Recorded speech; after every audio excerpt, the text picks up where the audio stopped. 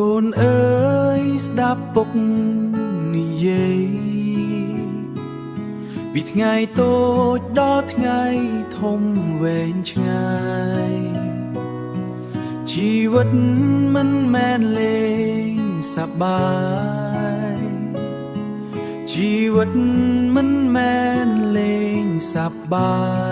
យត្រូវមានចិត្តរឹងមាំមិនងាយខូចខាយពេលកូនធំคล้ายជាបរោះត្រូវដឹងខំត្រូវ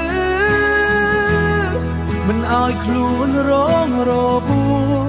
ធ្វើល្អដល់ម៉ែពុកកុំឲ្យពុកម៉ែព្រួយកង្វល់คล้ายជាមនុស្សល្អមានគុណធម៌ដល់សង្គមទាំងមូល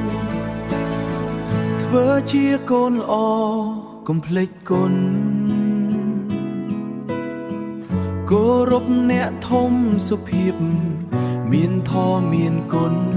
គោរពអ្នកធំសុភាពមានធម៌មានគុណជាបងល្អស្រឡាញ់អូនតូជួយណែនាំពួកគេមិនឲ្យដើរផ្លូវខុសថ្ងៃមួយកូននឹងមានគ្រួសារត្រូវធ្វើជាប្តីល្អ